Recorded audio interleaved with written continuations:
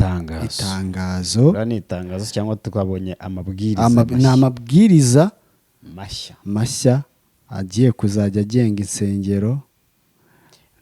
Hari ikintu numvishe nashatsemo ijambo ryitwa insengero nta kibuze, ahubwo hajemo ibintu bibiri. Hajemo aho gusengera, aho gukora ibikorwa byo gusengera, cyangwa se imiryango ishingiye, cyane cyane iryo jambo ririmo gukoreshwa, imiryango ishingiye. Ni ihame cyangwa se ni amabwiriza mashya yaje areba imiryango ishingiye ku myemerere. Ni uko nguko byitwa. Yego.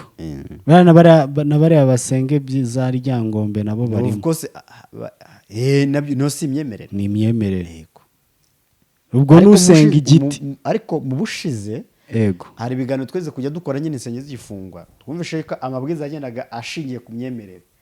Bari abantu ba gakondo ntago bo cyane ntago bakundaga kuvugwa. Bo babaga batarimo. Kuko biriya ni gakondo nyine, ni umuco nyarwanda. Yego. Ni ibyacu, ubwo tugomba gusorera ibyo batwigisheje. Tugomba kuyoboka ibyo tudasorera. Badafite imisoro twayoboka ibyo tudasorera. Yego. Ariko nta n'impamvu yo guda. Yesu niwe wavuze ngo ibya Kayizari mu bimuhe. Hanyuma Kayizari ari hehe muri iki gihugu se? Kayizari se ni Rwanda Revenue. Okay. Ariko zikari byo koko. Hanyuma noneho iby'Imana nase iyo bibaye umurengera. Iyo bibaye umurengera. Mbo nta wamenya. Rero Kristo wabivuze ntamanuke azashaka amafi. Ashaka amafi. Yego. Atubure. Oya. Amafi ari bukuremo imisoro. Nuzi ko yabwiye, uzi ko yavuze muri mugende murebe ifi muyasamure mukuremo mujye gutaga umusoro. Iyo jambo nagurize. Yamaye nka data noneho. Ubu reka twitege Kristo azana na Kristo arahita azana amafi yo kwasamura, yo gukura amafaranga yo kujya gusora. Yego. Hari amafi yamize ibipfunyika by'amafaranga. Ari hariya hirya. Ubu rero bashumba nimujye kwasamura amafi. Uya bategereze Yesu abaha amanuza. Oya nyine nabajya kwiyasamura bamubaze, ni umuyobozi nzira bamubaza amafari. Nibajya kuyasamura barabakubita cyaha cyo kwihesha ikintu cyo ndakoreshejwe uburiganya. Apfa kuba yaramize igipfunyika cy'umusoro. Yego. Aho ubundi bagende basamura amafi, bamara kuyasamura kwisha, hanyuma Kayizari abona ibye. Yego. Hanyuma na Kristo nawe akomeze kwamamazwa. Yego. Bitari ibyo rero Kristo kwamamazwa biraza kuba hari ingorabahizi kuko cyangwa se icyo namaze kubona, wenda tutayituje neza mu kiganiro, hari ibintu bibiri nabonye. Abantu abashumba bari mu mujyi wa Kigali. Yego. Abakeneye gusenga baragiye Yerusalemu. Inkomoko y'imari n'umutungo by'umuryango bikomoka muri ibi bikurikira: amaturo, icyacumi, amafaranga acibwa kuri serivisi zitangwa ku mihango itandukanye irimo iyo kubatirisha, gushyingira, gushyingura n'ibindi, ishimwe, impano n'umurage, inkunga, ibindi byose bigaragara n'inkomoko y'ibyinjiye cyangwa umutungo w'umuryango. Ibi nabyo bigomba kugira gute? Ariko ndumva icyacumi batakivuze. Bakivuze. Yego ko. Amaturo, icyacumi, amafaranga acibwa kuri serivisi zitandukanye zirimo kubatiza. Amaturo n'icyacumi. Okay, yego. Okay.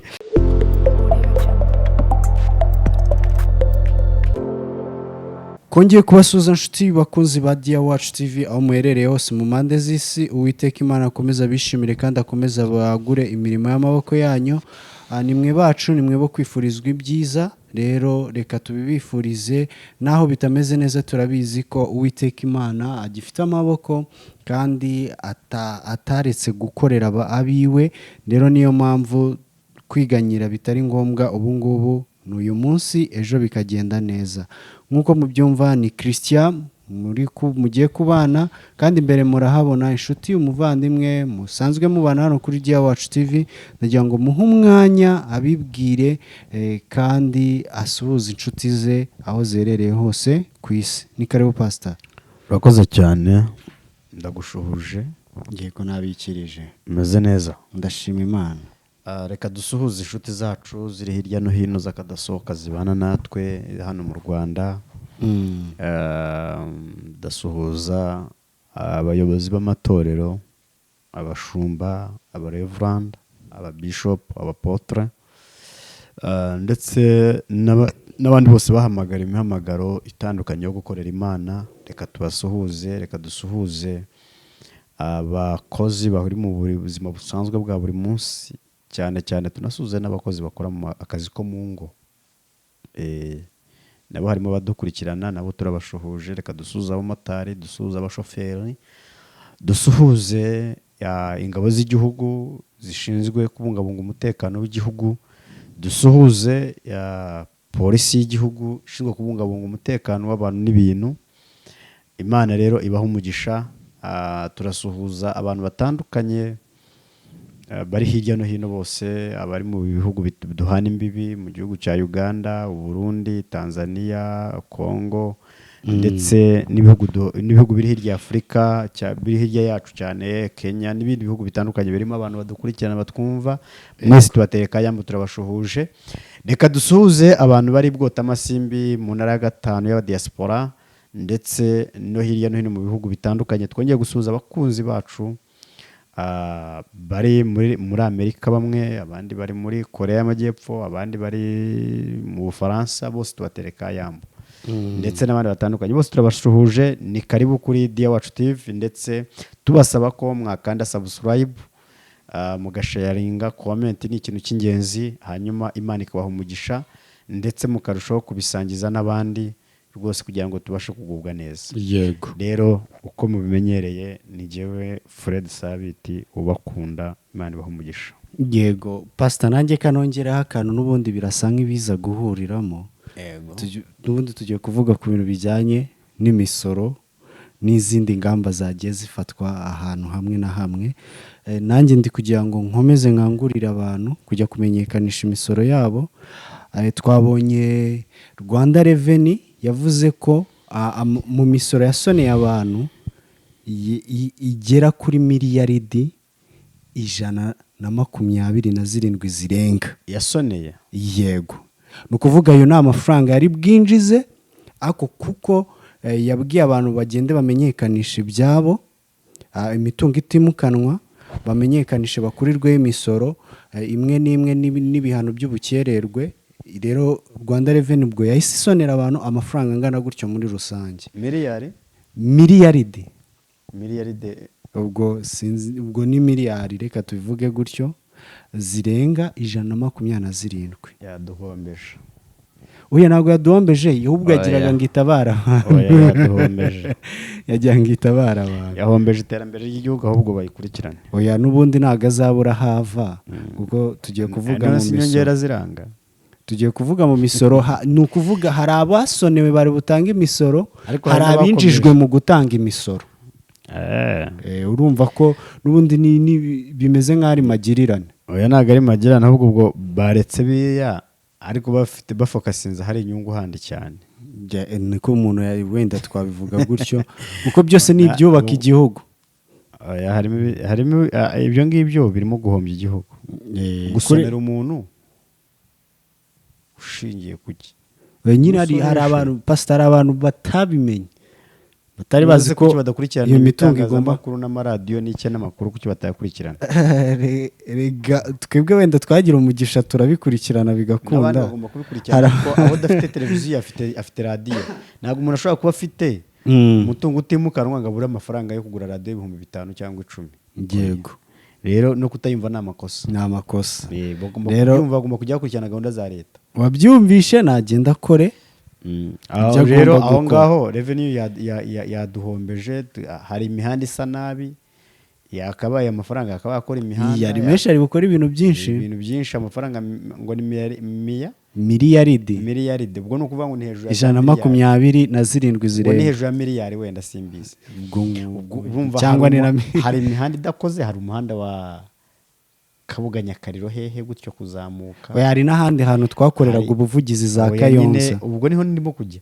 Hari Kayonza uhera ku kimodoka ku Kimodoka, Ujya- Karubamba, Ryamanyoni, Karambi, ukamanuka Kanyangese, Rwagitima. uwo ni umuhanda mubi ukeneye gukorwa. mubi rwose cyane kandi unyuramo abantu benshi. Mwebwe murasonera abantu batabasabye ubufasha kubera iki kandi dukeneye hari ibikorwa by'iterambere bikeneye gukorwa.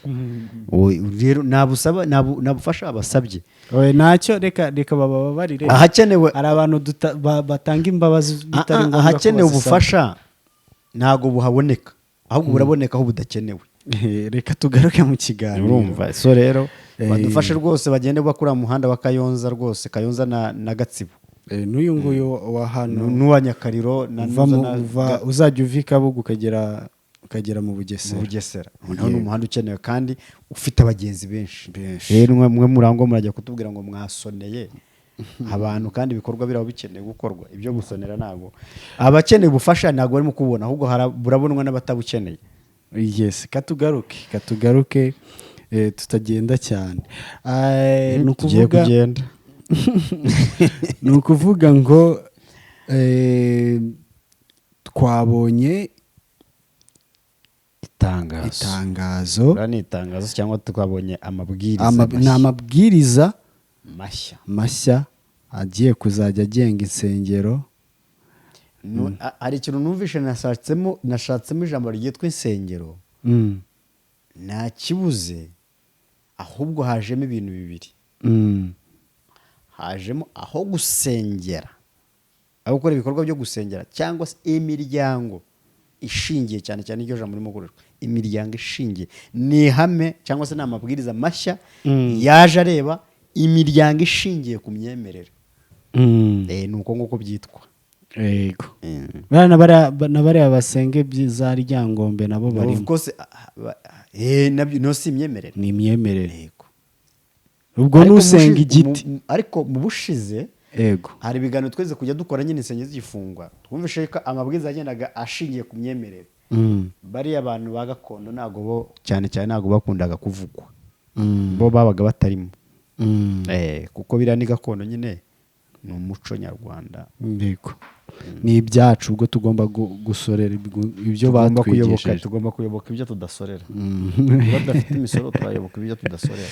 Yego. Ariko nta n'impamvu yo Yesu niwe wavuze ngo ibya Kayizari mu bimuhe. Hanyuma Kayizari ari he muri iki gihugu se? Kayizari se ni Rwanda Revenue. Okay. Ariko zikari byo koko. Hanyuma noneho iby'Imana nase iyo bibaye umurengera. Iyo bibaye umurengera nta wamenya. Rero Kristo wabivuze ntamanuke azashaka amafi. Ashaka amafi.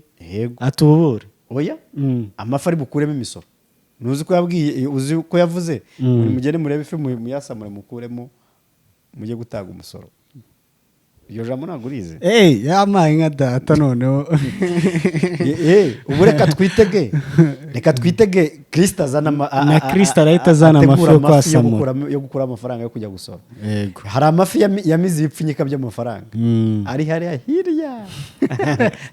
Ubu rero bashumba nimujye kwasamura amafi. Uya bategereze Yesu abaha amanuza. Oya nyine nabajya kwiyasama bamubaze ni umuyobozi zira bamubaza amafari. Nibajya kuyasamura barabakubita cyaha cyo kwihesha ikintu cyo ndakoreshejwe uburiganya. Apfa kuba yaramize igipfunyika cy'umusoro. Yego. Aho ubundi bagende basamura amafi bamara kuyasamura kwisha hanyuma Kayizari abona ibye. Yego. Hanyuma na Kristo nawe akomeze kwamamazwa. Yego. Bitari ibyo rero Kristo kwamamazwa biraza kuba hari ingorabahizi kuko cyangwa se icyo namaze kubona wenda tutayituje neza mu kiganiro hari ibintu bibiri nabonye. Abashumba bari mu mujyi wa Kigali. Yego. Abakeneye gusenga baragiye Yerusalemu. Bagiye kuvana insengero n'abagiye Yerusalemu. Cyangwa Yerusalemu ubwo turaza guhuza bigoranye. Biraza kunsaba kujya mu mwuka kuko ndi kumva navuze ngo yego uyu munsi urabona igihe cy'Abisirayeli iyo babaga habaga igihe cyo kujya gusenga bagafata ingendo bakava impande n'impande bakajya Yerusalemu gusengerayo. ndabona rero n'ubu ngubu mu gihugu cy'u Rwanda yego urumva? yego turi buze kujya tujya i Yerusalemu gusengerayo. Rega i Yerusalemu nahemewe. Ubu none i Yerusalemu nahageze gute? ahantu aho ariho hose hemewe. Hemewe, hagendera ku mabwiriza no ku mategeko. Ubu niho hagiye kuba i Yerusalemu. Ndumva gusa hemewe se hamwe Kayanja yaje agasiga amafaranga, ubwo niho tugiye siho kujya. honyine hari n'ahandi hagiye hari ni hakeya, ariko by the way ntabwo umuntu kubera amabwiriza ariho hari abazagonga babinanizwe atari uko babuze, atari uko badafite umuhamagaro, badafite umuhamagaro cyangwa batashoboye kubikora, ariko ari ukubera umufuka. Harimo rero abantu bamwe, hari umuntu umwe nakurikiranye ibiganiro by'umusesenguzi. yego rimwe na rimwe hari igihe abantu bananirwa umurimo, urumva, bananirwa umurimo bakaba mu buzima bumva bifurije abandi ko bananirwa, ariko mu by'ukuri hari ibintu bisa nkaho harimo ukuntu kugira, kuko uyu munsi wa none ntago umuntu azaba ari mu karere. Urabona akarere kacu iyo ari akarere kaba ari kanini cyane, urumva. yego noneho aya mabwiriza mu karere, amatorero yose uko yakoraga siko yose azashobora aya mabwiriza. oya, ahubwo se amatorero azashora ayo mabwiriza nangahe? Ni make. Noneho ni ukuvuga ngo umuntu agiye kujya afata urugendo rw'iminsi, niba akumbuye gusenga afata urugendo rw'iminsi ajye gusengera hemewe, aho hemewe. yego aho hemewe rero ni hehe? Ushobora kuzasanga mu karere nk'ahantu nka 2 cyangwa 3, urumva. yego mu murenge hari igihe tuzasanga mu murenge ari hamwe cyangwa hatanahari, bitewe n'iki? Atari ubushobozi buke, ndavuga bw'imyizere cyangwa bw'imyigishirize cyangwa se bw'imikorere y'abantu babihamagariwe. yego ahubwo ari ubushobozi bukeya bw'ibyo basabwa gukora. So rero usanga biragoranye, usanga biradusaba kujya dufata urugendo rumeze abagenzi bacu bafata umwanya wo kujya Kibeho. yego ugasanga barajya Kibeho, abandi barajya za Uganda aho bita na Mugongo, yego abandi barava mu mande bakajya Gahini. ubwo ni ukujya aho bishoboka, ni ukujya aho aya mabwiriza ashobora gukunda, ni ukujya ahujuje inshingano 100% ku bya Kayisari. ku bya Kayisari. ubwo bishatse kuvuga ko nko mu murenge utazaba ufite urusengero bizasaba za nsengero zose zari zirimo ko zishobora kwihuza. of course bizagorana kwihuza, ariko bizanashoboka kugira ngo abantu babone aho basengera. yego nibitanashoboka ikizabaho ubwo ni ukuvuga ngo urusengero mu murenge ruziyaminiye gushora ubucuruzi, gukora ubucuruzi, nirwo ruzayobora. Abantu bazaruyoboka bitiriwe bihuza, ariko umuntu azagenda rujoyininge, kuko ninambirwa kwicara mu rugo mbona birambiranye kandi nta bushobozi mfite bwo gutangira itorero, first of all uzayoboka uwagerageje kwiyamina, wemeye gushora ibishoro, yego, kugira ngo wabe ariho. kuko ndahamya yuko bizavurana mu bihe bya mbere, azashora ibishoro byo kubahiriza bya bintu bya ngombwa, ariko nimara kuza azambyazamo umusaruro, azabigaruza.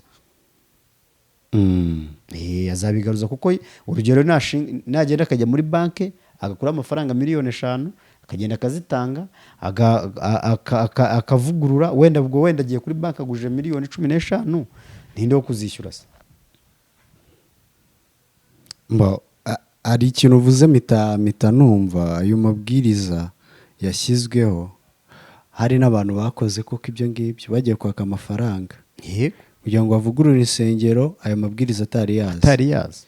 ni ukuvuga ngo habayeho ikintu kimeze nk'aho barayatindije. Ariko iyo ni ipoteze yanjye, njye ku ruhande rwanjye ndumva aya masezerano barayatindije batuma hari abantu bagiye muri risike pe. risike nta gihe rero nta gihe itazabaho, nta abantu n'ubwo iri bagiye muri burangire. risike bavuguruye kandi ibyo bintu mu bigaragara bashobora kutazabishobora. kubera ko reka ngereka nguhe urugero, nk'aha hari ahantu njye nasengeraga muri Kayonza, nyir'urusengero byasaga nk'aho ari we wafashaga n'abantu barusengeramo. niwe wari umusaponsa wabo, niwe wari umuterankunga wabo. iyo bashakaga gitari niyo baturaga ntabwo barenzaga amafaranga arenze 3,000. noneho bashaka kugura sente, ni pasiteri w'urwo rusengero we agakora mu mufuka kubera ko yari afite ibikorwa runaka bigiye bitandukanye yakoze mbere y'uko yubaka urusengero. yarangiza agakoramo akabagurira nk'urwo rusengero bayi ibikoresho ubwo ngubwo, ntajyane kazi ni kazi cyangwa ajyane mu mujyi nuza bamuhemo make kuko ubwo ngubwo urusengero hari n'igihe usanga umuntu uyoboye urwo rusengero urumva afasha abaturage bo hasi, sibyo? noneho yarangiza ugasanga yiba yakiriye n'uwo muvugabutumwa ugasanga niwe ubikora, intebe niwe uzigura. yego urumva n'ubundi ubu ngubu ni uko byose byagendaga. ugasanga rero cya kintu tubona yuko ba bantu tubakura amafaranga, ahubwo rimwe na rimwe hari ushora. kandi buriya reka nkubwire, reka tubwize abantu ukuri. buriya insengero zo mu mujyi n'izo mu byaro buriya ni ibintu bibiri bitandukanye. yego umuntu watangiye urusengero mu mujyi akenshi na kenshi akabona abayoboke akuramo, we ashobora kuyabona, arayabona. ariko umuntu utangiye urusengero mu byaro ashoramo. uko niko kuri. abantu byo ntabwo bajya bitandukanye, ariko niko biri. abantu batangiye insengero mu byaro ahantu hatandukanye, abapasiteri batangiye nibo bashora kuruta uko bakuramo. uzanarebe na deba zibaho z'abapasiteri bafungwa bihesheje ibintu by'abandi. ni abantu bo mu mijyi, ni abantu bo mu mujyi. mu byaro buriya ngiye nemera ko mu byaro ariho hantu hakoreshwa umuhamagaro. yego ibyo biri gushyira ku kibazo n'ubundi nendaga kukubaza. ayo mabwiriza arareba muri rusange insengero zose. yego gusa imitangirwe y'amafaranga atandukanye, amafaranga y'imitangirwe itandukanye niho hatandukanye.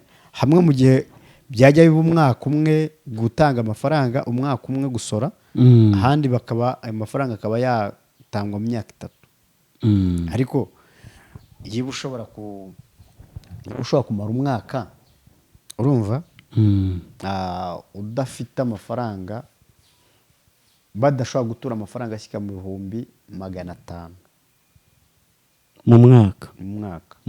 hari insengero zitayashyitsa. si ibyo wajya kumbwiriza. noneho ugasanga mu myaka 3 ugomba gutanga miliyoni 5. fata amafaranga nibura iyo wabitse amaturo neza ukabika ukanga kuyakoraho, wenda tuyabare ni 1,5 miliyoni mu myaka ingahe? 3. ubwo wowe wagerageje gutura mu cyaro, ntiwayatuye batakozemo wenda batakozemo na cwa, biri buze gusaba ko 1,5 miliyoni. hanyuma umuntu 5,000,000 uzabura imyaka 3 azazikura ko imyaka isigaye ari ubusa. yego ni ibintu bigoye. so rero tunyurire muri ayo mabwiriza. gusa reka dusomere abakunzi bacu wenda amabwiriza yasohotse y'urwego rw'igihugu rw'imiyoborere, tubigere tubinyuranyuramo tubyihutisha, tubisomera abakunzi bacu kugira ngo bamenye uko bihagaze. ubu ninde muntu wemerewe gutangira gufungura itorero, kuko n'abantu bari basanzwe bafite ubuzima gatozi. yego babahaye umwaka umwe, amezi 12 kubihuza n'aya mabwiriza. abazashobora aya mabwiriza yaje muri ayo mezi 12 bakagenda bakajya kwibonesha bagasorera ibyangombwa ubuzima gatozi bwabo, ngo ni ukubutangira amafaranga 5 miliyoni. ukavayo ukaza ni ukuvuga ngo n'ababufite ubu ngubu n'abawufite ubu ngubu ni amezi 12 kubihuza kongera gusubira muri stati. ubu bagiye kuba bavimvira muri ayo mezi 12 nyuma ya 12 ni ugufungirwa utazaba yabyubahirije. Aya mezi 12 ni uguhuza, ni ibihe byo guhuza. Yego. Ubu ni ukuvuga ngo ubuzima gatozi bugiye kongera gutangwa bushya nyuma y'amezi 12. Ubuzaba utaratanzwe ubu ngubu buzaba bwahindutse imfabusa. Amabwiriza y'urwego rw'igihugu rw'imiyoborere nomero -- yo kuwa -- agena ibindi bisabwa mu iyandikwa n'imikorere y'imiryango ishingiye ku myemerere. Ni imiryango ishingiye ku myemerere, ntabwo ari amadini. Ni imiryango ishingiye ku myemerere. ubwo n'abandi bemera ibindi bamenye ko bibareba. Umukuru w'urwego rw'igihugu rw'imiyoborere ashingiye ku itegeko nomero ya 56 agakoni kaberamye 2016 ryo kuwa 16 mu kwa 12 2016 rishyiraho urwego rw'igihugu rw'imiyoborere rikanagena inshingano, imitunganyirize n'imikorere byarwo cyane cyane mu ngingo yaryo ya 5 ashingiye ku itegeko nomero ya 72 agakoni kaberamye 2018 ryo kuwa 31 z'ukwa 8 2018 rigena imitunganyirize n'imikorere by'imiryango ishingiye ku myemerere cyane cyane mu ngingo zaryo iya 3, iya 17, iya 23, iya 25, iya 26, iya 30, iya 34, iya 35, iya 37 n'iya 38. Hashyizweho amabwiriza akurikira. Urabyumva wakuri? Amabwiriza akurikira ngayaje. Umutwe wa mbere, ingingo rusange. Ingingo ya mbere icyo aya mabwiriza agamije. Aya mabwiriza agena ibindi bisabwa mu iyandikwa n'imikorere y'imiryango ishingiye ku myemerere. Ingingo ya kabiri, abarebwa n'aya mabwiriza. Aya mabwiriza agenga imiryango ishingiye ku myemerere. Ingingo ya gatatu, isobanura muri aya mabwiriza: inyubako isengerwamo. Aho nibwo twumvisha gusenga. Inyubako isengerwamo bivuga inyubako yubatswe hakurikijwe amategeko agenga imyubakire mu Rwanda yagenewe ibikorwa by'amasengesho. Ishami bivuga ahantu hose umuryango ushingiye ku myemerere waguriye ibikorwa byawo. Umuryango bivuga umuryango ushingiye ku myemerere ukora ibikorwa byo gusenga kandi wemewe n'amategeko. Umutwe wa kabiri, ibindi bisabwa mu iyandikwa ry'umuryango no gushinga ishami. Ingingo ya 4, ibindi bisabwa mu iyandikwa ry'umuryango. Umuryango usaba usabwa ibindi bikurikira: kuba ufite icyemezo gitangwa n'akarere, umujyi wa kigaragaza ko inyubako yagenewe ibikorwa byo gusengerwamo yujuje ibiteganywa n'amategeko agenga imyubakire y'aho hantu. Nta nyubako imwe yemerewe gukorerwamo n'imiryango irenze umwe. Ahangaha reka mbanze magire. Hari ukuntu wabonaga urumva umuntu afite urusengero rwemewe, sibyo? Yego. Hanyuma undi akaza akamukodesha. Ugasanga urusengero umunsi bamwe wenda urugero reka tubare gutya, nimvuga se insengero z'abandi mwaka byaramwe bitaruka ushaka ukuntu bisobanura Wenda- byumvikana. urusengero kwa Fred, Mm, urusengero church yitwa Fred mm, irasenga, ifite urusengero rwujuje ibisabwa. yego. Hanyuma urwo rusengero Fred rwo rugaterana guhera mu gitondo gushyika saa 7. Yego. Hanyuma hakaba hitwa urusengero Chris. Mm, Chris akaba we yarafungiwe mm, atemerewe gusenga. Hanyuma akaza akavugana n'umushumba w'itorero Fred, mm. akavuga ati nkodesha ngiye nimugoroba ngira gute, Mu iteranire guhera saa 11 kugeza guhera saa saa 2. 11 cyangwa saa 9 gushyika ryari, Mm, tukajyana amasezerano, noneho njye najya mvamo wowe ukaza mm. ugaterana. Aho rero niho ahangaha byagize gute, Ibyo byahise bivaho. nta nyubako imwe yemerewe gukorerwamo n'imiryango irenze umwe. Ahangaha hariho nk'insengero zimwe tubizi neza zigiye zivangavanze gutyo ukuntu. Iyo uhagarariye umuryango imbere y'amategeko n'umwungirije bafite inyandiko n'ibyangombwa byo mu mahanga, bafite umuntu uhagarariye umuryango imbere y'amategeko n'umwungirije bafite inyandiko n'ibyangombwa byo mu mahanga bisabwa n'amategeko, bagomba kubinyuza muri ambasaderi y'u Rwanda iherereye aho ibyo byangombwa byatangiwe, bikemezwa na minisiteri ufite ububanyi n'amahanga mu nshingano mu Rwanda kugira ngo yemezwe. Komeza. Aha. Inyemezabwishyu yemewe y'amafaranga y'u Rwanda angana na miliyoni 5 ya serivisi yo gusaba ubuzima gatozi adasubizwa yishyurwa mu isanduka ya leta. Inyandiko y'uhagarariye umuryango imbere y'amategeko n'umwungirije iriho umukono wa noteri yemeza ko nta wundi muryango wanditse mu Rwanda bahagarariye. Ni ukuvuga ngo buri muntu yemerewe guhagararira umuryango umwe, urumva, atabyo byo guhagararira imiryango ibiri. Oya, ari umwe. Ari umuntu usanga umuntu afite ubuzima gatozi bw'uburyo bubiri, urumva, afite ubuzima bw'gatozi bw'itorero akajyana n'ubuzima gatozi bw'indi mikorere. Sinzi aho ngaho wenda wasanga ari imiryango y'imyemerere ngira ngo.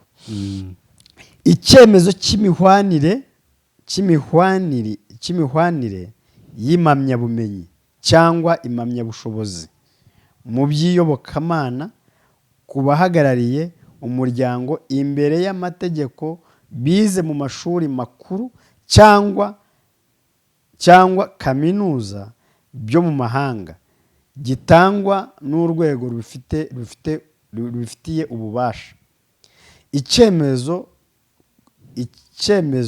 ko uhagarariye umuryango imbere y'amategeko n'umwungirije bafite impamyabumenyi zitari zo mu bijyanye n'iyobokamana, bize nibura amasaha 1,200 mu masomo y'iyobokamana. Urumva, warize ibindi andi mashuri kugira ngo ube wemerewe kuba wahagararira imiryango ishingiye ku myemerere, ugomba kuba ufite andi mashuri, ariko cyane cyane mu iyobokamana ukaba ufite nibura warize amasaha 1,200 mu ishuri ryemewe n'ikigo gishinzwe amashuri makuru mu Rwanda. Ingingo ya 5, ibisabwa kugira ngo umuryango uhabwe ibaruwa y'imikoranire. Umuryango usaba imikoranire n'akarere gutanga ibi bikurikira: ibaruwa yandikiwe ubuyobozi bw'akarere n'umujyi wa Kigali isaba imikorere, kopi y'amategeko shingiro y'umuryango iriho umukono wa noteri, kopi y'inyandiko igaragaza amahame y'imyemerere umuryango ugenderaho iriho umukono wa noteri, gahunda y'ibikorwa by'umuryango yuzuzanya n'ibikorwa by'iterambere ry'akarere. Icyangombwa cyemeza ko inyubako izakorerwamo ibikorwa by'amasengesho yujuje ibisabwa n'amategeko y'imyubakire y'aho umuryango ukorera. Urutonde rw'abayoboke nibura 100 bashyigikiye umuryango ruriho imikono yabo, nomero y'irangamuntu, pasiporo ndetse na nomero za telefone. Ubwo ugiye gutegura, kuvuga ngo ugiye gutegura umuryango, ugiye gutangiza urugero itorero, ugomba kuba ufite abantu 100 yego bafite indangamuntu, pasiporo ndetse na nomero ya telefone. ubwo udafite indangamuntu Afite passport. afite passport. Yego. Ingingo ya 6, igihe ibaruwa y'imikoranire n'umuryango itangirwa n'igihe imara. Akarere, umujyi wa Kigali gatanga igisubizo ku busabe bw'imikoranire n'umuryango mu gihe kitarenze iminsi 30 y'akazi. Ibarwa uhereye igihe ubusabe bwujurije ibisabwa. Ibaruwa y'imikoranire ifite agaciro k'imyaka 3 ishobora kongerwa nyuma y'isuzuma rikozwe n'akarere ku ishyirwa mu bikorwa rya gahunda y'ibikorwa n'imikoreshereze y'ingengo y'imari. Ni ukuvuga ngo iyi baruwa ihabwa ifite agaciro k'imyaka 3. Nyuma y'imyaka 3 kagenzurwa bishobora kuyongerwa cyangwa se ntuyongerwe. Urwego rubishinzwe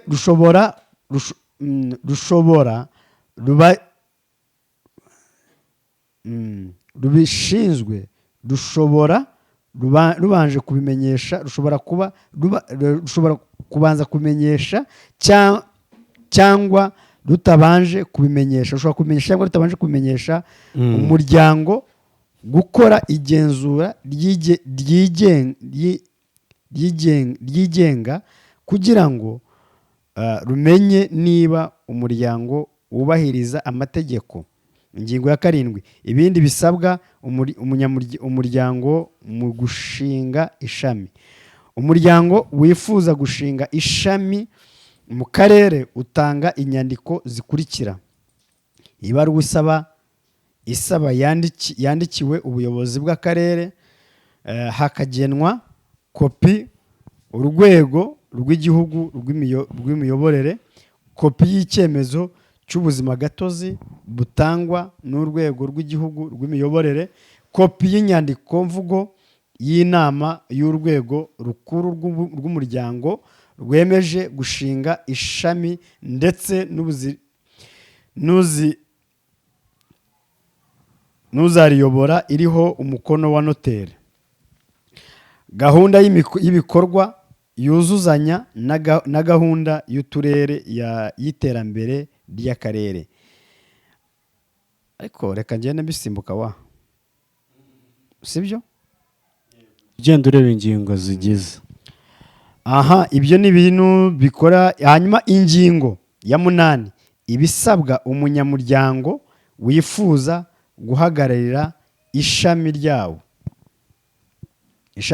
Uhagarariye ishami mu karere wuzuza ibyangombwa bikurikira: kopi y'impamyabumenyi n'iby'iyobokamana y'uzahagararira ishami imbere y'amategeko, wize mu mashuri makuru cyangwa kaminuza, biriho umukono wa noteri. Ibyo ni bimwe mu bigize iyo ngingo. Ingingo ya 9, igihe igisubizo cyo gushinga ishami gitangirwa. Akarere gatanga igisubizo mu nyandiko mu busabe bwo gushinga ishami ry'umuryango mu gihe kitarenze iminsi 30. Ibarwa igihe hujujwe ibisabwa kakagenera kopi urwego rw'igihugu. Umutwe wa 3, imiyoborere y'imiryango ishingiye ku myemerere. Ingingo ya 11 ibisabwa abandi bagize inzego z'umuryango uretse uhagarariye umuryango imbere y'amategeko n'umwungirije. Undi wese uri mu bagize inzego z'umuryango buzuza ibi bikurikira: kuba afite nibura imyaka 21 y'amavuko, kuba ari inyangamugayo, kuba yarashyizweho hagendewe ku mategeko y'umuryango, kuba atarakatiwe burundu igihano cy'igifungo kingana cyangwa kirenze amezi 6 kitarahanagurwa n'imbabazi z'itegeko cyangwa okay. Twemera ko umuntu ashobora gukizwa, urumva, byarakoze nyuma mbere yuko yakoze ibyo bikorwa agakizwa.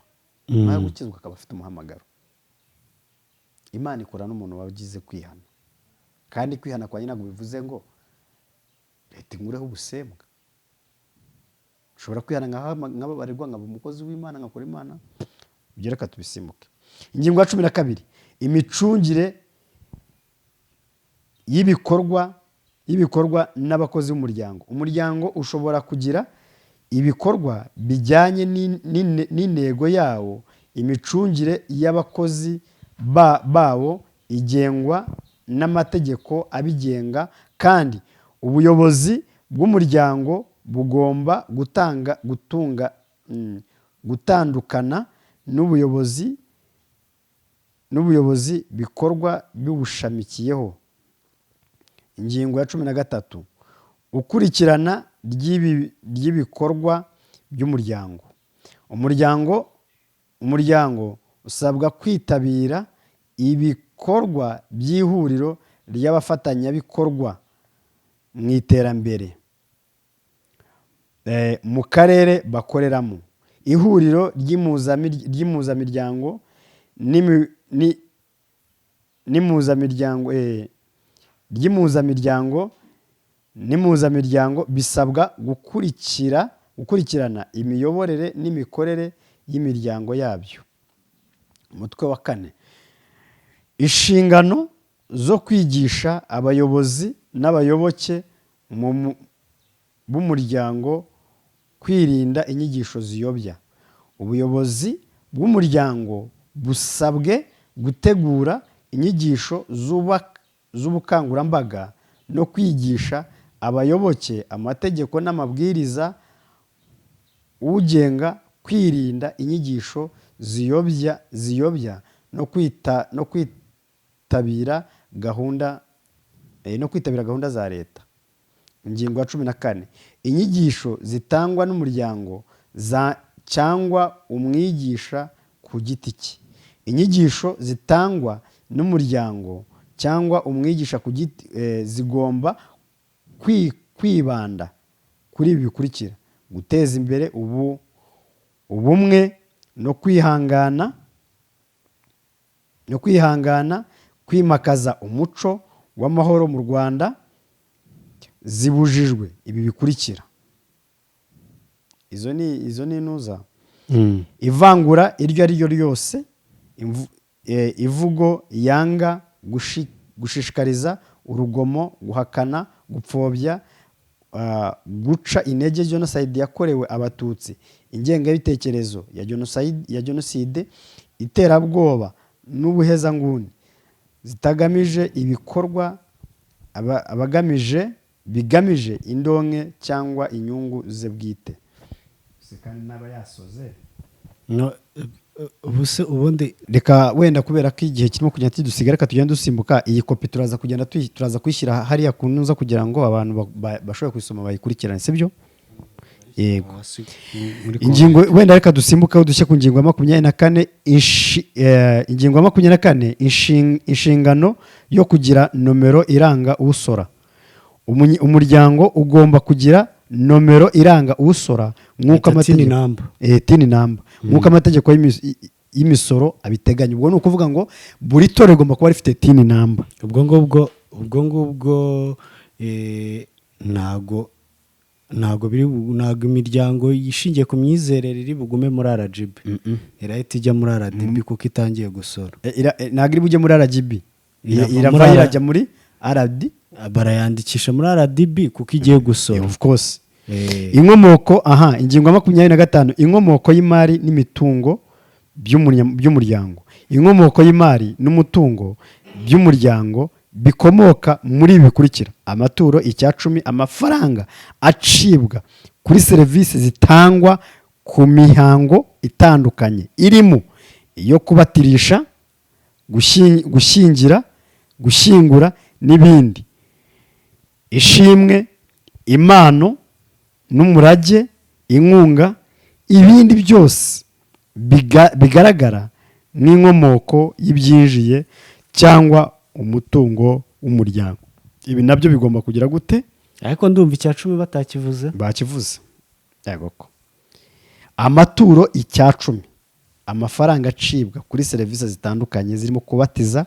Amaturo n'icya-cumi. Okay, yego. Okay. Hanyuma ingingo turimo kujyana tugana ku musozo, gushyiraho uburyo bwo gukoresha no kubaza inshingano mu micungire y'imari n'umutungo by'umuryango. Ingingo ya 27, ishingiro ry'umusoro ku nyungu. Umuryango usabwa kwishyura umusoro ku nyungu ku kinyuranyo mu gihe bigaragaye ko ibyinjiye biruta ibyakoreshejwe. Babyumvishije? Ingingo ya 28, guhagarika ishami. Aka kantu reka nkasome kuri. Umuryango washinze ishami utabiherewe uburenganzira n'akarere uba ukoze ikosa ryo ku rwego rw'ubutegetsi. Umuryango uhanishwa igihano cyo guhagarika iryo shami hamwe n'ihazabu y'amafaranga y'u Rwanda angana na miliyoni 5 yishyurwa mu isanduku ya leta mu gihe kitarenze ukwezi kumwe kubarwa uhereye igihe icyo cyemezo cyo guhagarika iryo shami cyafatiwe. Guhagarikwa, ingingo ya 20, guhagarikwa by'agateganyo. Ibi nabyo bibaho, ni ibintu bigenga icyo gihe umuntu wagize gute, utubahirije ibyangombwa. Umutwe wa ingingo ya 30, igihe cyo guhuza n'aya mabwiriza. Umuryango usanzwe ukora, ubwo ni umuryango ibyo twavuga bya bindi twavuga kare ku bantu basanzwe bakora bafite ubuzima gatozi. Umuryango usanzwe ukora uhuza ibikorwa byawo n'ibiteganywa n'aya mabwiriza mu gihe kitarenze amezi 12 uhereye ku munsi aya mabwiriza atangarijweho mu igazeti ya leta. Bamenye ko byatangiye kubara. Ubu byaratangiye.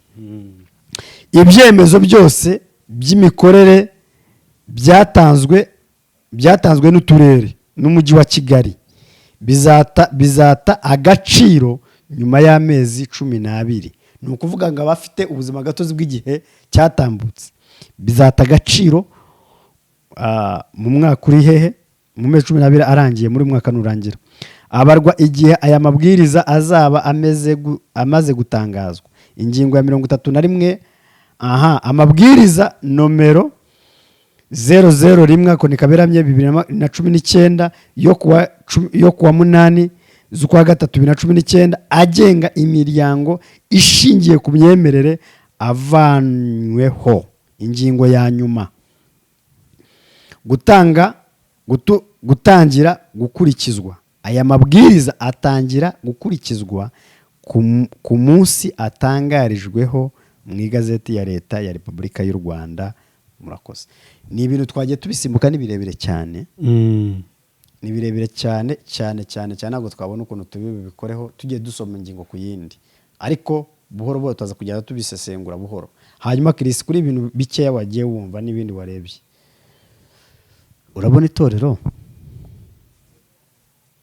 twafunze eh twafunze benshi ubu ntabwo aya mabwiriza ntabwo agize nyine ubwo turajya gusenga natangiye nkubwira ko hari abo Kayanja yaje bagiye kubaka itorero turayoboka mu itorero rya Apostle Mignone kwa Apotre Gitwaza cyangwa tugeze za Zayoni ahantu hatandukanye. Okay, ababikora kuko nabonye hari ibintu byinshi bisabwa, inyubako zujuje ibyangombwa, ubwo ni zimwe ya masezerano ya mbere RGB yatanga. Hanyuma reka tugaruke kuri aka kantu twijira gusoza.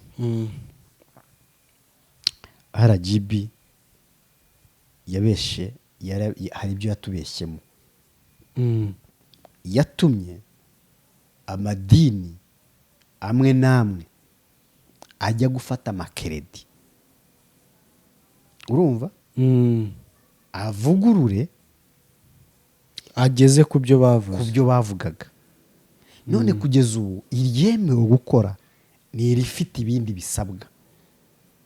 Ese nk'abanyamadini twibaze, nk'abanyamadini bafashe amakeredi bakavugura bakagerageza kubahiriza ibyasabwe, ariko bakaba badafite amafaranga miliyoni zingahe zo gutanga, barabyitwaramo bate? Bagurisha insengero bayoboke nabo kandi bitemewe. Nyirubwo baragenda barabikora bate? uko biri kose RGB ikoramo abantu barumva bagende babaganire. Iki kintu ni ikintu cyo kwibaza. Hari amadini amwe yafashe amakeredi uyu munsi yatangiye kubarirwa no kwishyura bigoranye, kandi amakeredi yagomba kwishyurwa n'abakristo. Kuko nyine mwumve ni imiryango itegamiye ku nyungu, yego, sibyo? Ni ukuvuga ngo umuterankunga wabo umukristo. Reka tubiharire abakunzi bacu muri komenti, yego, reka tubaharire turebe ko tubiharire. So ngayo nguko ibyatangajwe n'ibyo ni byinshi, ni ingingo 32 zasohotse mu igazeti ya leta. So reka mbabwire ngo mugire amahoro y'Imana. Uzashobora kubahiriza iby'ingezi n'ibyo twasomye, kubahiriza ayo mafaranga miliyoni 5 ukazitanga gutyo na gutyo, ibintu bizagenda neza. So reka mbabwire ngo mugire amahoro y'Imana, Imana ikomeze kubarinda no kubana namwe. Ciao ciao.